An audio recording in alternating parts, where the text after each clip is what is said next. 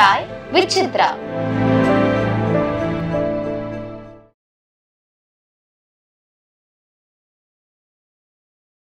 எங்கே உங்களுக்கு அவருக்கு பழக்கம்? நான் பருத்தி வீரன் எடுத்துக்கிட்டு இருக்கும்போது ஒரு நண்பர் என்னை அழைச்சிட்டு போகிறார். அதுக்கு முன்னாடி நான் மௌனம் பேசியதை பார்த்தேன். மௌனம் பேசி எனக்கு சூப்பராக பிடிச்சிது. நான் அதனால் அவர் மீட் பண்ணணுன்னு எனக்கு ஒரு ஆர்வம் இருந்தது. அப்புறம் ஒரு நண்பர் பருத்தி வீரன் அப்போ தான் போயிட்டுருக்கு, படம் ஷூட்டிங் போயிட்டுருக்கு. ஒரு கேப்பில் வந்தவுடனே போய் பார்த்தோன்னே அவர் அந்த ஸ்டில்லு அதெல்லாம் காட்டினார் என்கிட்ட. வேறு மாதிரி இருக்கும் சார். அதாவது ஒரு டாக்குமெண்ட்ரியாக இருந்தது ஒவ்வொரு ஸ்டில்லும். ஆனால் எனக்கு மௌனம் பேசியதே அப்படி எனக்கு தோல்ல. ராமு அப்படி இருந்தது, பிகினிங்லாம் அப்படி இருந்தது. ராம் ஒரு தரத்தில் வேறு தளத்தில் இருக்க இந்த படம்னு இருந்தது. அதே மாதிரி கார்த்திகனுடைய அந்த கெட்டப் புது நடிகர் மாதிரியே தெரியல. பிரியாமணியுடைய இதாச்சு. அப்புறம் அவர் காட்டினார், எனக்கு ரொம்ப பிரமாதமாக. அப்புறம் பாட்டு காட்டினார், பாட்டெலாம் இது பண்ணார். ரொம்ப அதாவது யுவன்ஸ் இசையிலேருந்து வேறையாக இருந்தது. அப்புறம் டப்பிங் அப்பப்போ நான் போவேன் சார். போனோடனே சார் பிரியாமணி போர்ஷன்லாம் பார்த்துட்டு சார் நான் சொல்கிறேன், பிரியாமணிக்கு இதுக்கு நிச்சயமாக நேஷனல் அவார்டு கிடைக்கணும்னு இவர்கிட்ட இன்ஜினியர் ரூமில் உட்காந்தாரு. ஏங்க இதை போய் அந்த பொண்ணுக்கிட்ட சொல்லிட்டு வாங்கன்னாரு. நான் உடனே போய் அது டப்பிங் பேசிகிட்டு இருக்குல்ல, அதுக்கிட்ட போய் சொல்லிட்டு வந்தேன். அம்மா உனக்கு இதில் நேஷனல் அவார்டு கிடைக்குமா? நிச்சயமாக கிடைக்கும் சார். என்ன சார் சொல்கிறீங்க? எனக்கு நிச்சயமாக கிடைக்கும் பாருங்க அப்படின்ட்டு சொன்னபடி கிடைச்சி. என்னென்ன சார், என்னென்னா அந்த படம் ரெகுலரில் மீறி இருக்கு. ஆமாம் சார். அடுத்தது சார் நான் என்கிட்ட சார் நம்ம தோட்டா தண்ணி சார் சொன்னார், தம்பி நீ படம் பார்க்கும்போது பெஸ்ட்டு படத்தை எப்படி கண்டுபிடிக்கணும் தெரியுமா? சவுண்டு ஆஃப் பண்ணிட்டு பாருன்னார். சவுண்டு ஆஃப் பண்ணிவிட்டு நீங்கள் படம் பார்க்கும்போது சார் நீங்கள் சவுண்டு இருக்கிறதால தானே வேற என்னென்னு கேட்டுடுது. சவுண்டு இல்லாத கேட்கும்போது தான் அந்த படத்துடைய முழுமையான ஆன்மா உனக்கு தெரியும். அதுதான் பெஸ்ட்டு. ஒரு பெஸ்ட்டு டாக்குமெண்ட்ரி தான் பெஸ்ட்டு ஃபிலிம்னார். பெஸ்ட்டு டாக்குமெண்ட்ரி மாதிரி இருக்கணும் அந்த படம். சவுண்டு, வசனம், இசை, எஃபெக்ட் இல்லாமல் உனக்கு அந்த கன்வே ஆகணும். அதான் அந்த மாதிரி இருக்கும் சார் அந்த படம். அப்போ அவர் மேலே எனக்கு ரொம்ப பெரிய மரியாதை இருந்தது. அவர் கூட சேர்ந்து அந்த படத்தை பண்ணணும் அப்படின்னு சொல்லிட்டு பண்ணோம். சூப்பர், ரொம்ப நல்லா இருந்தது அந்த பயணம். அந்த படத்தில் தான் யோகி பாபு ஒரு முக்கியமான கதாபாத்திரம். யோகி பாபு அதான் சார். அதான் என்னென்னா பாபு இப்போ சொல்லுவாப்புல, எதிர்காலம் எவ்வளோ பெரிய ஆச்சரியங்கள்லாம் நம்மளுக்கு வச்சுக்கிட்டு. கிளம்பியாச்சு, சாப்பிட்டாச்சு, குளிச்சாச்சு, ரோட்டுக்கு நின்னாச்சு. இப்போ எங்கே போகிறதுன்னு தெரியாதுன்னு நின்றுக்கிட்ட காலம் போய் சாப்பிட டைம் இல்லை, குளிக்க டைம் இல்லை.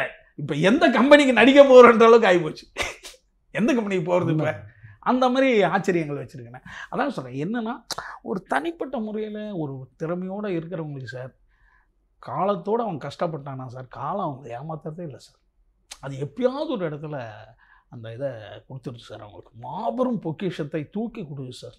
அதில் பாபுலாம் மிகப்பெரிய உதாரணம். ஏன்னா எந்த பின்புலமும் இல்லாமல் சார் இந்த இவங்க ஒரு பெரிய ராஜ்யத்தையே அமைக்கிற மாதிரி ஒரு வாழ்க்கை வாழ்கிறது இருக்குல்ல சார், அது இவங்களுக்கெல்லாம் மிகப்பெரிய இயற்கை கொடுத்த கொடை சார். அவங்களுக்கு வெண்ணிராடை மூர்த்திக்கு அப்புறம் ஒரு நகைச்சுவை நடிகனுக்கு ஒரு படத்துடைய பேர் இணைஞ்சது யோகி பாபு. காரணம் சார் அதான் சார். ஏன்னா இவங்க கிட்டலாம் சார் ஒரு பொதுவான ஒரு பண்பு இருக்குது சார். இவங்க ஒர்க்லேயும் சரி, இவங்க தனித்தன்மை மட்டும் இல்லை சார், ஒர்க்லேயும் சரி சார், அப்பப்போ புது புது ஐடியாக்களை போட்டுக்கிட்டே இருப்பாப்ல சார். ஒரு ஹியூமர் நீங்கள் டைலாக் கொடுத்துக்கிட்டீங்கன்னா அவன் 2 டைலாக்கை ஸ்கோர் பண்ணுறான் சார், அவன் பண்ணிக்கிறான் சார். அந்த இது இருக்கு. பெஸ்ட் விஷயமே அந்த ஒன்லைனர் தான். நம்ம ஒன்று கொடுத்தோம்னா அவன் 2 டைலாக் உள்ள தூக்கி போடுறான், சூப்பராக இருக்காது. இந்த மாதிரியான பொது பண்பு இது வடிவேல் சார்ட்ட இருந்திருக்கும். மிகச்சிறந்த எல்லா ஆக்டர்கிட்டையும் அது இருக்குது சார். பெஸ்ட்டு நம்ம ஒன்று சொன்னோன்னா அவங்க அதில் ஒன்று சேர்ப்பாங்க, அது இன்னும் நல்லா தான் இருக்குது. அந்த மாதிரியான பண்புகள் இருக்கிறதால அவங்களால சினிமாவில் தொடர்ந்து அந்த இடத்துலையே பயணிக்க முடியாது சார். நீங்கள் டைரக்ட் பண்ண திருடா திருடி மிகப்பெரிய வெற்றி படம். அதுக்கு பின்னால் தனுஷோடு இணைந்து பணியாற்றுவதற்கு ஏன் அவ்வளோ காலதாமதம்? தனுஷ் சார் உழைச்சிக்கிட்டே இருக்கிறவாள் சார். இப்போ பார்த்தீங்கன்னா அவர் லைனப் தான் நிறையா இருக்கும். ஆமாம். அப்போ அந்த இதெல்லாம் கம்ப்ளீட் பண்ணி கொடுக்கணுன்ற ஒரு கமிட்மெண்ட்டு. அதான் சொல்கிறேனே, கசுராஜா சார்ன்றவர், நீங்கள் அங்கே காசு வாங்கிட்டீங்களே அதை முடிச்சுதாங்கப்பா, இப்படி தான் ஆர்டர் தான் சொல்லுவார் அவர். அதனால் அந்த கேப் இருந்தது சார். இப்போயும் என்கிட்ட கேட்டுக்கிட்டு இருப்பாங்க, நிச்சயமாக நடக்கும். ஆனால் அது கொஞ்சம் ஏன்னா இப்போ சில காரணங்களால் தள்ளி இருக்கு, அது நடக்கும்.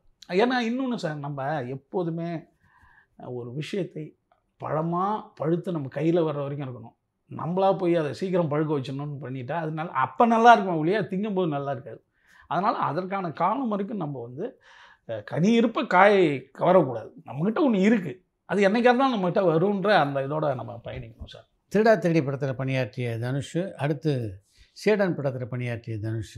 இவங்கள்ட்ட ஒரு பொதுவான ஒரு பண்பு இருக்குது சார். வேலைக்கு வந்தால் வேலை தான் சார். அதில் வந்து ஒன்றும் இது பண்ணிக்கவே மாட்டாங்க. அந்த கேரக்டர் எப்படி பண்ணார், இந்த கேரக்டர் என்ன டிசைன் பண்ணிக்க போகிறாருன்ற அந்த எண்ணங்கள் வந்து அவங்க மனசில் முழுசாக உட்காந்துட்டா, அது உட்கார்ற வரைக்கும் தான் சார். உட்காந்துட்டா அவங்க பாட்டுக்கு அதை பண்ணிடுவாங்க சார். இதில் அடுத்தது நம்மளை டிஸ்டர்ப் பண்ணுறதுக்கெலாம் ஒன்றுமே கிடையாது. ஏன்னா நம்ம ஒன்று சொல்கிறோம், இது நல்லா இருக்குது, இல்லை நம்மளால ஸ்கிரிப்டே கொடுத்துட்டேன், எழுதி கொடுத்துட்டேன் நான். அவர் படித்து பார்த்துட்டு சூப்பராக இருக்குண்ணே அப்படின்ட்டு தான் அதை பண்ணார். அதை அடுத்தது அவங்க வந்து ஒன்று பிடிச்சிட்ட பிறகு சார், அதை வந்து அதுக்கு பிறகு உள்ளே ரொம்பலாம் வரமாட்டாங்க சார். ரொம்ப வரதில்லை. அதனால தான் அந்த இடத்துல இருக்காங்க. ஆனால் நம்மளே வந்து கிளாரிட்டி இல்லைன்னு வச்சிங்களேன், அவங்க ரொம்ப டிஸ்டர்ப் ஆகிடுவாங்க. என்னடா இவரை நம்பி நம்ம பொறுப்பை ஒப்படைச்சேன், ஒரு குழகம்னு என்னென்னமோ பண்ணிகிட்டு இருக்காரு. அது அவங்களுக்கு ஏற்பட்ட ஒரு சரிவாக நினைக்கிட்டாங்க. நம்ம சரியாக இருந்தோம்னா அது சரியாக பண்ணி கொடுத்துட்டு போயிடுறாங்க சார். அது அதான் சொல்கிறேன். அதே நான் ஒரு நடிகன், என் நடிப்பில் எந்த குறையும் இல்லாமல் நீங்கள் பாருங்களேன், தனுஷ் படங்களில் சில படங்கள் சுமாராக இருக்கும், ஆனால் தனுஷுடைய ஒர்க்கு சூப்பராக தான் இருக்கும். அதில் விட்டு கொடுக்க மாட்டாங்க. உங்களுடைய முதல் படமே கமர்ஷியலாக மிகப்பெரிய வெற்றி படமாக இருந்தது. அது அப்படிப்பட்ட சப்ஜெக்டும் கூட. ஆனால் நீங்கள் அதுக்கப்புறம் அது மாதிரி சப்ஜெக்ட் எதையும் பண்ணல. வெள்ளை யானை கூட எடுத்துக்கிட்டீங்கன்னா பார்த்தீங்கன்னா ஒரு சீரியஸான சப்ஜெக்ட் தான். இது நான் யோசிக்கும் போது என்ன நினைக்கிறேன்னா சார், நான் உண்மையாலுமே வந்து ஒரு சீரியஸான ஆள் தான் சார். நான் வந்து இந்த இடத்த தக்க வச்சுக்கிறதுக்காக நான் திருடா திருடின்னு ஒரு படம் பண்ணியிருக்கேன். ஆனால் என் மனசுக்குள்ளே அவன் இருக்கான். ஆனால் உண்மையான மனிதன் யாருன்னா, நான் ஒரு ஃபிலாசபராக தான் இருக்கேன். நான் என்னை பற்றி யோசிச்சுக்கிட்டுலாம் இருக்கும்போது நான் புத்தரை பற்றி தான் அதிகம் யோசிக்கிட்டுருக்கேன், லாவோட்ஸை பற்றி தான் யோசிக்கிட்டுருக்கேன், அடுத்து நீட்சேயை பற்றி தான் நிறையா யோசிக்கிறேன். நான் இந்த மாதிரி ஃபிலாசபரை பற்றி தான் நம்ம நிறையா யோசிச்சுட்டு இருக்கேன். ஆனால் உள்ளுக்குள்ளே அந்த ஹியூமன் மனிதனும் இருக்கான். அவனை வேணா எழுதுறதுக்காக நான் கொண்டு வரலாம் திரும்பி. அது நான் முயற்சி பண்ணிகிட்டு இருக்கேன் சார், அவனை திரும்பி கொண்டு வரணும் அப்படின்ட்டு. அடுத்து இன்னொன்று என்னென்னா சார், இந்த ஒரு கம்ஃபர்ட் ஜோனில் இருக்கோம்ல சார் நம்மளுக்கு வந்து எனக்கு வந்து ரொம்ப ஒரு அது இது இப்படி. ஏன்னா எங்கள் அப்பா இப்போ எனக்கு ஒரு 8 ஏக்கர் 9 ஏக்கர் நிலமே நான் வச்சுருக்கேன். நான் எங்கள் அப்பா காலத்தில் இருந்திருக்கேன். அப்போ நம்மளுக்கு வாழ்க்கையினுடைய மிகப்பெரிய பயம் எனக்கு கிடையாது இருக்குது. அடுத்தது நிறைய தேவைகளும் நம்ம வேணும் அப்படின்ற எண்ணமும் எனக்கு கம்மியாக இருக்குது சார். அது வந்து நான் அது குறையாக கூட நினைக்கலாம், அல்லது நிறைவாக நினைக்கலாம். நான் அடுத்து நம்மளுக்கு தான் எல்லாம் இருக்க, நம்ம என்ன இப்போ குறைஞ்சி போயிட்டோம் இப்போ அப்படின்ற ஒரு எண்ணம் எனக்கு அப்பப்போ வந்து சொல்லிகிட்டே இருக்கேன். அது ஒரு குறை தான். அது வந்து என்னுடைய ஓட்டத்தை தடைப்படுத்துது. அதை நான் மாற்றி தான் சார் ஆகணும். எப்படி இந்த வெள்ளை யானை அனுபவம் சார்? சமுத்திரக்கனி வந்து எப்போதுமே சார், அவரும் ஒரு காற்றை போல் ஒரு மனிதர் சார். எல்லாருக்கூடையும் அழகாக பயணிக்கணும்னு நினைக்கிற ஒரு ஆள். அடுத்தது மீண்டும் மீண்டும் சொல்கிறேன் சார், வாழ்க்கையில் வந்து ஒரு கடினமான சூழ்நிலையை சந்தித்து வந்த மனிதர்கள் வந்து அவன் காற்றை போல் நீரை போல் பயணிக்க ஆரம்பிச்சிடறான் சார். இதில் சமுத்திரக்கனியும் இருக்காது சார்.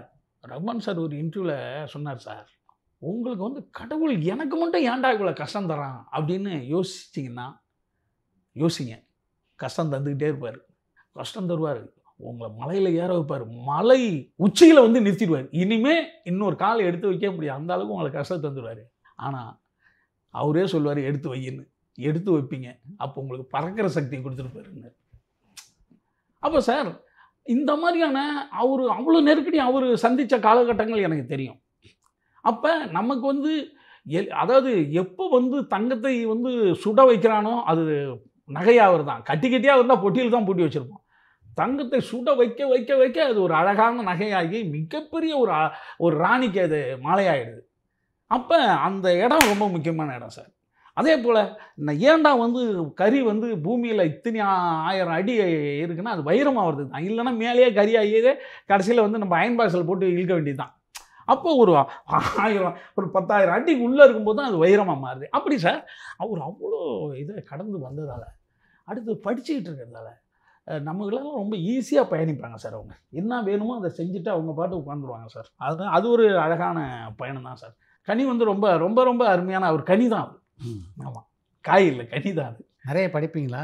ஆமாம் சார். நம்ம என்னென்னா சார், அதான் படிப்பு என்பது அதான் சொன்னேன், நம்மளை நாம் புரிந்து கொள்வதற்கும் நம்ம மேன்மைப்படுத்துறதுக்கும் தான் சார். ஏன்னா அடுத்து இன்னொன்று என்ன சார், படிப்பில் வந்து சார் நம்ம வந்து படிக்கிறோம், படித்ததில் எது என் மனதில் நிற்கிதோ அதுதான் கண்டென்ட். ஒரு புத்தகத்தை படிக்கிறோம் சார், எல்லாத்தையும் ஞாபகம் இருக்காது, ஆனால் அதனுடைய ஜூஸ் ஜீவன் அது மட்டும்தான் அறிவு. அந்த புத்தகத்தினுடைய அறிவு அதுதான். அது ஒரு 10 பக்கத்துக்குள்ளே தான் இருக்கும், ஆனால் நம்ம 150 பக்கம் படிச்சிருப்போம்.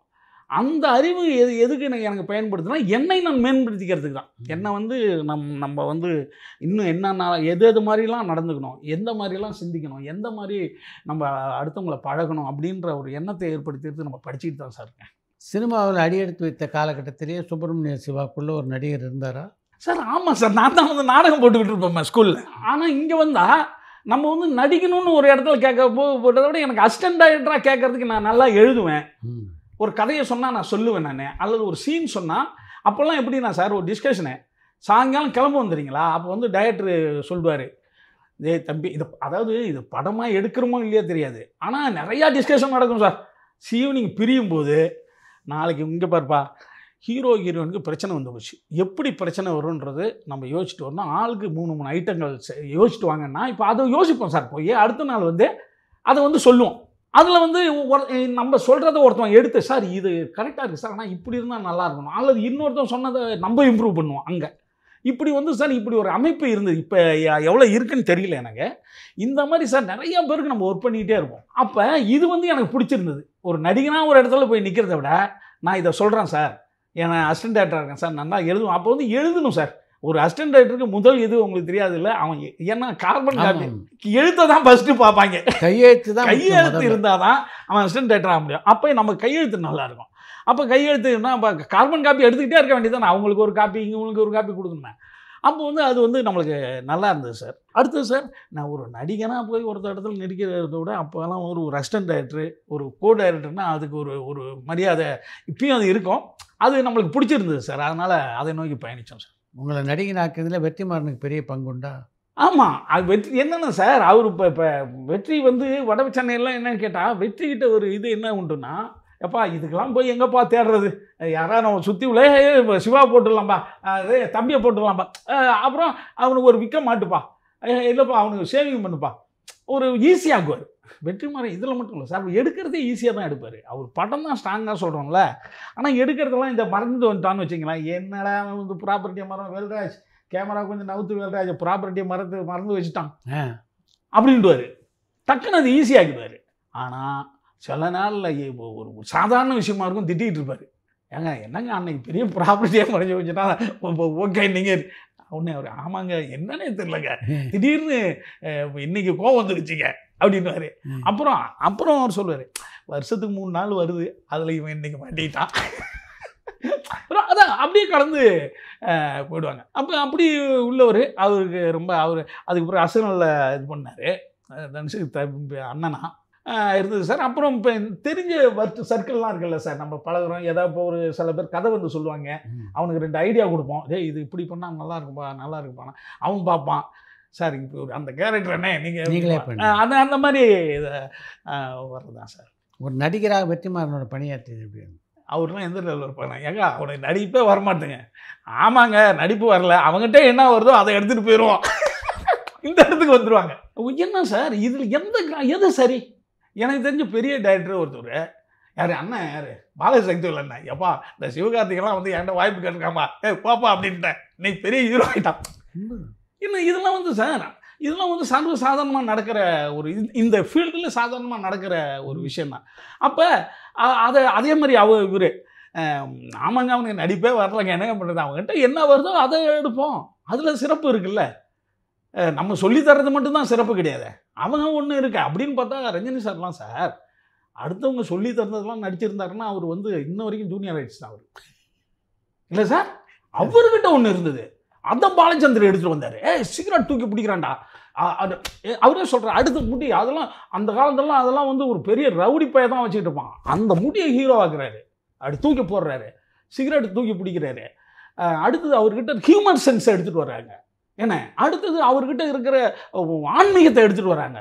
இல்லைன்னா 100வது படம் ராகவேந்திரா பண்ண முடியுமா சார்? அங்கே வந்து ராஜ்குமார் அப்படி பண்ண படம் சார். ஆமாம், மத்துவரனுடைய இது அது பெரிய ஹிட். அந்த ஹிட்டு அவர் இங்கே 100வது படம் பண்ணுறார் சார். அதுவும் எப்படி ஒரு ஒரு ஒரு பெரிய மாஸ் ஹீரோவாக இருக்கிறவர் 100வது படம் ராகவேந்திரா பண்ணுறான்னா அவங்க உள்ளுக்குள்ளே இருக்கிற அந்த குரு தன்மையை நினச்சி பாருங்க சார். யாராவது ஒத்துக்குவாங்களா சார்? அதை வந்து ரஜினி பண்ணுறார் சார். அதுக்கப்புறம் பாபா பண்ணுறார் சார். எனக்கு வந்து சார் இங்கே வந்து சித்தர் மரபு தான் சார் தமிழில் இருக்குது. குரு மரபுன்னு ஒன்றை கொண்டு வர்றார் சார். குருன்னு எனக்கெல்லாம் தெரிஞ்சு சார், ராகவேந்தர் ஒரு குரு, யோகிராம் சுரத்துக்குறான் ஒரு குரு, பாபா ஒரு குரு. குருன்ற ஒரு விஷயத்த ரஜினிகாந்த் தான் இங்கே அறிமுகப்படுத்துறாரு. அதுக்கு முன்னாடி சித்தர்கள் தான் நம்ம சொல்லிட்டு இருப்போம். பாருங்க எவ்வளோ பெரிய ஃபிலாசபிக்கலாக வராரு பாருங்க அவரை. அதுவும் ஒரு பெரிய ஆக்ஷன் ஹீரோ. ஒரு அந்த மாதிரி சார் அவர். அதே போல் பாருங்கள், எனக்கு தெரிஞ்சு சார் திருவண்ணாமலை எல்லாம் வந்து கிராமத்துலேருந்து தான் சார் நிறைய பேர் போயிட்டு இருந்தாங்க சார். டவுனுலேருந்து போக ஆரம்பித்தது, குறிப்பாக சென்னை பெருநகரிலேருந்து போகிறவங்க வந்து ரஜினிகாந்த் போய் சுற்றுறாருங்க, எங்கே போய் மலையை சுற்றிட்டு இருக்காருங்கன்னு ஒன்று கிளம்பிட்டானோ சார். சார் இதெல்லாம் ரஜினி செஞ்ச மிகப்பெரிய வேலை சார். அதே மாதிரி சார் இந்த காப்பு போட்டுக்கிறது, இந்த கொட்டை கட்டிக்கிறதெல்லாம் பார்த்தீங்கன்னா அது ஒரு பழம், இவன் பெரிய பழம்பாண்டுவானுவேன் சார். அதையும் இவர் போட்டு சார் ஸ்டைலாக மாற்றுறாரு சார். ஒரு காப்பு போட்டுக்கிறது, சாமி காப்பு, ஒரு ருத்ராஜம் போட்டுக்கிறது, இவரால் தான் சார் இதெல்லாம் நடந்தது. ஆமாம். அடுத்தது ஒரு பட்டை போட்டுட்டு போனாலே கிண்டலாக பார்த்துக்கிற காலத்தை ரஜினி சார் அப்படி பட்டையை போட்டுட்டு வந்து சில் கொடுப்பார் சார் எல்லாத்துக்கும். இந்த மாதிரியான சார் நிறைய விஷயங்கள் மாற்றுறாரு அவர். இளைஞர்களை ஒரு ஆன்மீக வழியில் அவர் சும்மா சொல்லுவாங்க சிகரெட் பிடிச்சதை கற்று தந்தா எல்லாம் கற்றுட்டு, ஏன்டா நீ வீணாக போகிறதுக்கு கற்றுட்டுன்னா அவர் எவ்வளோ நல்லது சொல்லி இருந்திருக்காரு. அதே மாதிரி சார் இன்னைக்கு சார் நான் வந்து அவருடைய நடிப்பை விட சார் அவருடைய மேடை பேச்சு அப்படி ரசிக்கிறேன் சார்.